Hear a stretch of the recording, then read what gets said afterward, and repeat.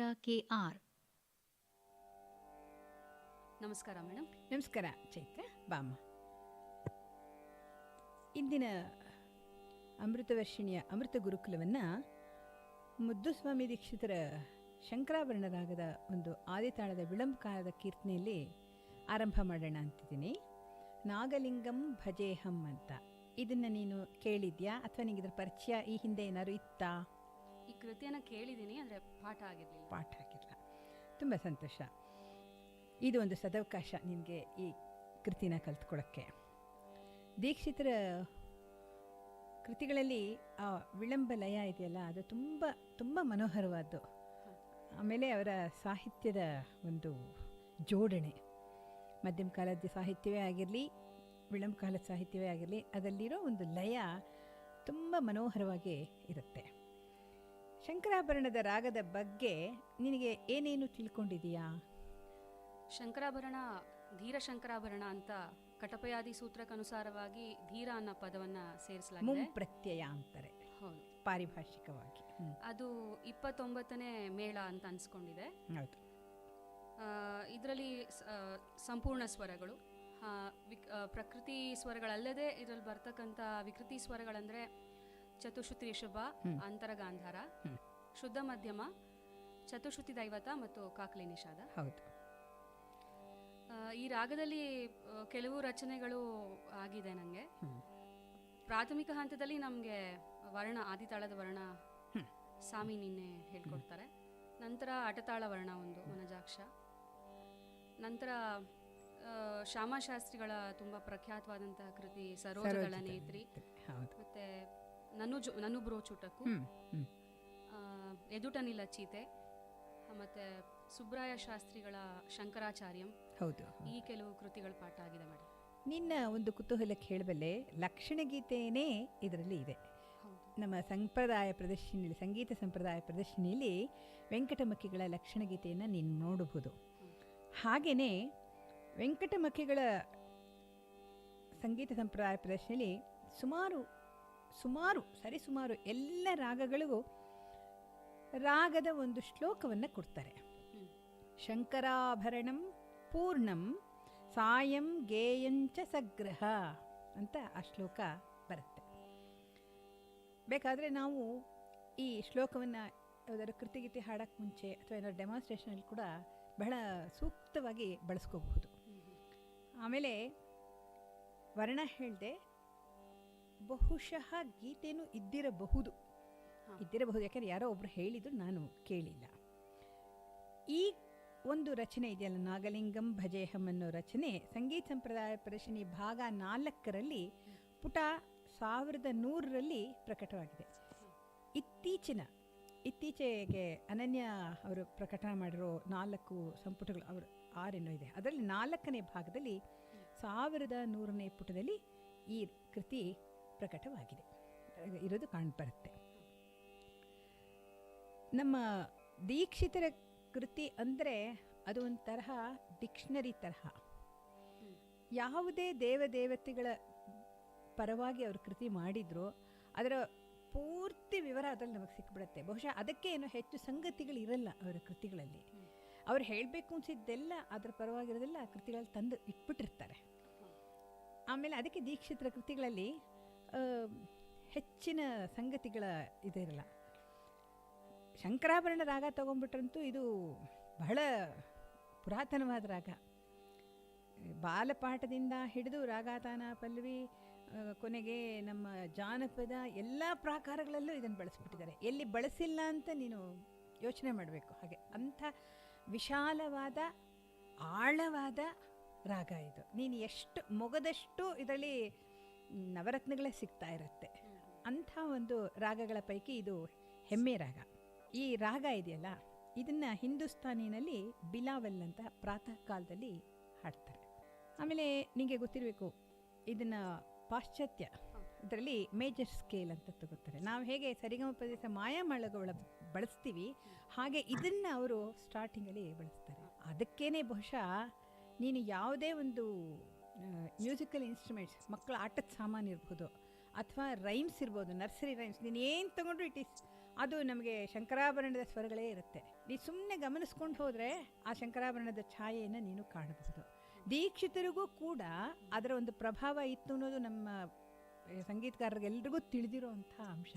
ಅವರ ನೋಟು ಸ್ವರಗಳು ತಗೋ, ಶಕ್ತಿ ಸಹಿತ ಗಣಪತಿ,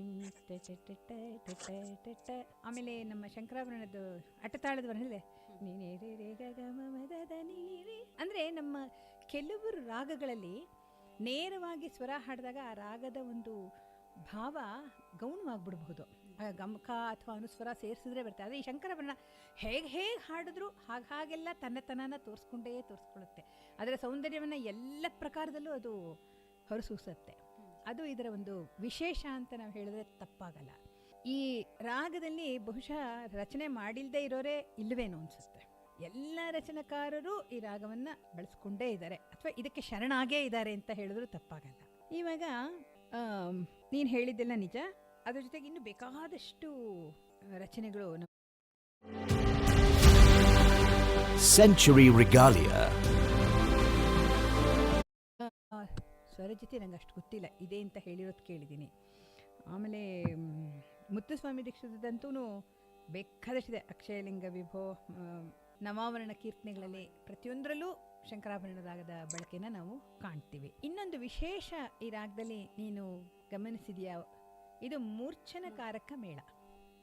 ಇದರ ಸ್ವರಗಳನ್ನು ಆಧಾರ ಷಡ್ಜವನ್ನು ವರ್ಗಾವಣೆ ಮಾಡಿದಾಗ ನಮಗೆ ಕರಹರಪ್ರಿಯ, ತೋಡಿ, ಕಲ್ಯಾಣಿ, ಹರಿಕಾಂಬೋದಿ, ನಟಭೈರವಿ ರಾಗಗಳು ಬರುತ್ತೆ.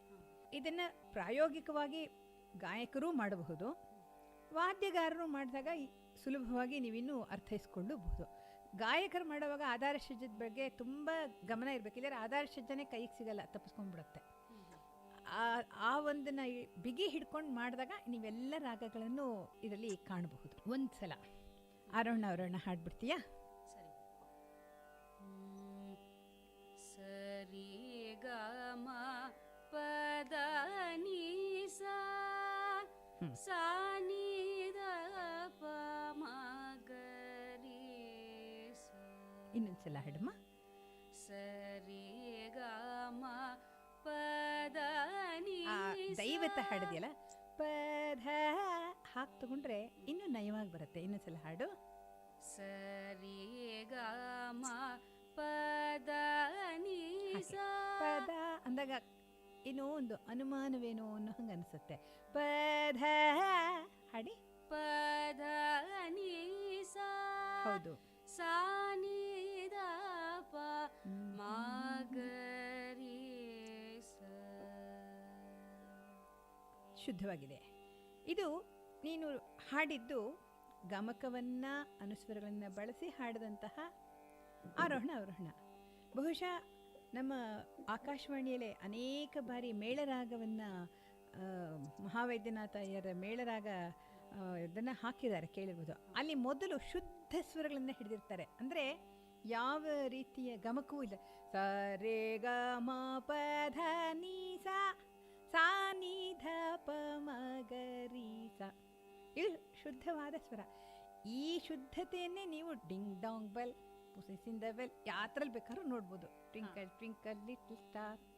ಅಂದರೆ ಅದು ಬಳತಿರೋ ರೀತಿ ಆದರೆ ನಾವು ಗಮಕ ಕೊಡುವಾಗ ಈ ರೀತಿ ಆಗುತ್ತೆ. ಇವಾಗ ಶುದ್ಧ ಸಾಹಿತ್ಯವನ್ನು ಒಮ್ಮೆ ಹೇಳ್ತೀನಿ, ನೀನು ಬರ್ಕೋತೀಯಮ್ಮ. ಆಮೇಲೆ ನಮ್ಮ ಸಂಗೀತ ಲಿಪಿಯಲ್ಲಿ ಬರ್ಕೊಳ್ಳುವಂತೆ ಶುದ್ಧ ಸಾಹಿತ್ಯವನ್ನು ಒಮ್ಮೆ ನೋಡೋಣ. ಪಲ್ಲವಿ ನಾಗಲಿಂಗಂ ಭಜೇಹಂ, ಅನಾದಿಲಿಂಗಂ ಭಜೇಹಂ, ಶ್ರೀ ನಾಗಲಿಂಗಂ ಭಜೇಹಂ. ಅನುಪಲ್ಲವಿ ನಾಗವಲ್ಲಿ ಪ್ರಸಂಗಂ, ನಗಜಾರ್ಧಾಂಗಂ ನಂದಿ ತುರಂಗಂ, ಆಗಮಶಾಸ್ತ್ರ ಪುರಾಣ ಪ್ರಸಂಗಂ, ಅವಿದ್ಯಾ ಭಂಗಂ ಅತಿ ಧವಳಾಂಗಂ. ಚರಣ ಸ್ಥೂಲ ಸೂಕ್ಷ್ಮ ಕಾರಣಾತ್ಮಲಿಂಗಂ, ಶುಭಪ್ರದಾಯಕ ಸುಂದರಲಿಂಗಂ, ಮೂಲಭೂತ ಆಪ್ರಾಕೃತಂ ಅಂದಾಗ ಅದು ಒಟ್ಟಿಗೆ ಸೇರ್ಕೊಳ್ಳುತ್ತೆ.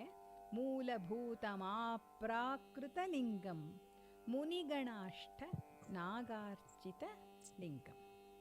ಮಧ್ಯಮ ಕಾಲದ ಸಾಹಿತ್ಯ. ನೀಲಕಂಠ ಗುರುಗುಹಾಂತರಂಗಂ, ನಿತ್ಯ ಶುದ್ಧಕರ ವಿದೃತ ಕುರಂಗಂ, ಕಾಲಹರಂ ಶಿರೋ ವಿಧೃತ ಗಂಗಂ ಕರುಣಾಪಾಂಗಂ ವಿಜಿತ ಅನಂಗಂ. ಇದು ಶುದ್ಧ ಸಾಹಿತ್ಯ. ನಾನು ಹೇಳ್ತಾ ಹೋದಾಗೆ ನೀನು ಅದರ ಇದನ್ನು ಸ್ವರ ಪ್ರಸ್ತಾರದಕ್ಕೆ ಅದನ್ನು ಬರ್ಕೊಂಬಿಡು. ಇವಾಗ ಪಲ್ಲವಿಯನ್ನು ನೀನು ಬರ್ಕೋತೀಯ, ನಾನು ಮೊದಲನೇ ಸಂಗತಿ ಹೇಳ್ತೀನಿ. ಸರಿ. ಅದರ ಅರ್ಥ ಏನು ಅಂದರೆ, ಈಶ್ವರನೇ ಎಲ್ಲದಕ್ಕೆ ಮೂಲ, ಅದಕ್ಕೆ ಆಕಾರ ಇಲ್ಲ, ನಿರಾಕಾರ ಅಂತ ಹೇಳ್ತೀವಿ. ಒಂದು ಲಿಂಗದ ರೂಪ ನಾವು ಅಂದ್ಕೊಂಡಿರೋದು. ಹಾಗೆ ತಗೊಂಡಾಗ ನಾಗಲಿಂಗಂ ಭಜೇಹಂ, ಇದು ಯಾವುದೋ ಒಂದು ಸ್ಥಳಕ್ಕೆ ಸಂಬಂಧಪಟ್ಟ ಹಾಗೆ ಇದ್ದಿರಬೇಕು. ಅನಾದಿಲಿಂಗಂ, ಅವನು ಯಾವತ್ತು ಹುಟ್ಟಿದ್ರು ಯಾವುದೋ ಗೊತ್ತಿಲ್ಲ, ಬಟ್ ಎಷ್ಟು ದಿವಸ ಇದ್ದಾರೆ, ಸೊ ಅದು ಅನಾದಿಲಿಂಗಂ ಭಜೇಹಂ ಅಂತ ಇದೆ. ಇದೇ ಸಂಪ್ರದಾಯ ಪ್ರಶ್ನೆಯಲ್ಲಿ ಈ ಕೃತಿ ಬಗ್ಗೆ ಹೇಳುವಾಗ ಹೇಳ್ತಾರೆ ರಚನೆಕಾರರು, ಮೂಲದಲ್ಲಿ ಇದು ವ್ರಜೇಹಂ ಅಂತ ಇತ್ತು. ಅಂಬಿ ಭಾಗವತರ ಶಿಷ್ಯ ಪರಂಪರೆಯಿಂದ ಇದು ಭಜೇಹಂ ಅಂತ ಹಾಡೋದು ರೂಢಿಯಲ್ಲಿದೆ ಅಂತ. ವ್ರಜೇಹಂ ಅಂದರೆ ನಾನು ಅದರಲ್ಲಿ ಲೀನವಾಗ್ತೀನಿ, ಅಲ್ಲಿಗೆ ಸೇರ್ಕೋತೀನಿ ಅನ್ನೋ ಅರ್ಥ ಬರುತ್ತೆ. ಭಜೇಹಂ ಅಂದರೆ ನಿನ್ನನ್ನು ಅಹಂ ನಾನು ಭಜಿಸುತ್ತೇನೆ ಅಂತ ಬರುತ್ತೆ. ಈಗ ಸಾಮಾನ್ಯವಾಗಿ ಪ್ರಚಲಿತವಾಗಿರುವುದು ಭಜೇಹಂ ಅಂತ. ಅದರಿಂದ ಅಲ್ಲಿ ಏನು ಇದೆ ಅದನ್ನೇ ನಾನು ನಿನಗೆ ಇವತ್ತು ಹೇಳ್ಕೊಡ್ತಾ ಇದ್ದೀನಿ. ಮೊದಲನೇ ಸಂಗತಿ ವಿಳಂಬ ಕಾಲ, ಅದರಿಂದ 16 ಅಕ್ಷರ ಈ ಕಡೆ 16 ಅಕ್ಷರ ಆ ಕಡೆ ಬರ್ಕೊಂಬಿಡು, ಆಮೇಲೆ ಹಾಡುವಂತೆ. ಸರಿ. ಮೊದಲನೇ ಸಂಗತಿ ಸ ಪ ಪ ಮ ಗ ಮ. ಸಾ 3 ಅಕ್ಷರ, ಪ 1 ಅಕ್ಷರ, ಪ ಮ ಮ ಗ ಮ 3 ಅಕ್ಷರ, ಮದ ಬ ಮ ಗ ಮ ಪ. ಇದಕ್ಕೆ ಸಾಹಿತ್ಯ ನಾಗಲಿಂಗಂ ಭಜೇಹಂ. ಬರ್ಕೊಂಡ್ಯಮ್ಮ? ಸರಿ. ಅತೀತದಲ್ಲಿ ದಾ ಇದೆ, ಅಂದರೆ ಲಘುವಿನ ಭಾಗದಲ್ಲೇ 1 ಅಕ್ಷರ ದ. ದ ಪ ಮ, ಪ 3, ದ ಪ ಮ, ಗಮ ಗಮ ರಿ ಗ ಅನಾದಿ ಲಿಂಗಂ ರಿ ಗ ರಿ ಗಂ ರಿ ಪ ಪ ಮ ಗ ಭಜೇ ಮಗ ಗರಿ ಸಾನಿ ಹಂ ಶ್ರೀ. ಒಂದು ಸಲ ನನ್ನ ಜೊತೆ ಹಾಡ್ಕೊಂಡ್ಬಿಡ್ತೀಯಾ? ಸರಿ. ಸ ಪ ಪ ಮ ಗ ಮ ಮರ ಪ ಮ ಗ ಮ ಪ. ಸ ಪ ಪ ಮ ಗ ಮ ಮದ ಪ ಮ ಗ ಮ ಪ. ತ ಪ ಮ ಗ ಮ ಗ ಮ ರಿ ಗ ರೇ. ದ ಪ ಮ ಗ ಮ ಗ ಮ ರಿ ಗ ರಿ. ರಿ ಪ ಪ ಮ ಗ ಮ ಗ ಗ ರಿ ಸ ನಿ. ರಿ ಪ ಪ ಮ ಗ ಮ ಗ ಗ ರಿ ಸ ನಿ. ಅನಾದಿ ಲಿಂಗಂ ಅನಾದಿ ಲಿಂಗಂ ಭಜೇ ಹಂ ಶ್ರೀ. ಭಜೇ ಹಂ ಶ್ರೀ. ನಾಗಲಿಂಗಂ. ಇಲ್ಲಿಗೆ ಇವತ್ತು ಪಾಠವನ್ನು ಒಂದು ಹಂತಕ್ಕೆ ನಿಲ್ಲಿಸಿರೋಣ. ಮುಂದಿನ ಭಾಗವನ್ನು ಮುಂದಿನ ತರಗತಿಯಲ್ಲಿ ನೋಡೋಣ. ಆಯ್ತು ಮೇಡಮ್, ನಮಸ್ಕಾರ. ನಮಸ್ಕಾರ. ಇದುವರೆಗೂ ಅಮೃತ ಗುರುಕುಲ ಸಂಗೀತ ಪಾಠವನ್ನ ಆಲಿಸಿದಿರಿ. ಕಾರ್ಯಕ್ರಮವನ್ನ ನಡೆಸಿಕೊಟ್ಟವರು ಪದ್ಮಾ ಗುರುದತ್. ಭಾಗವಹಿಸಿ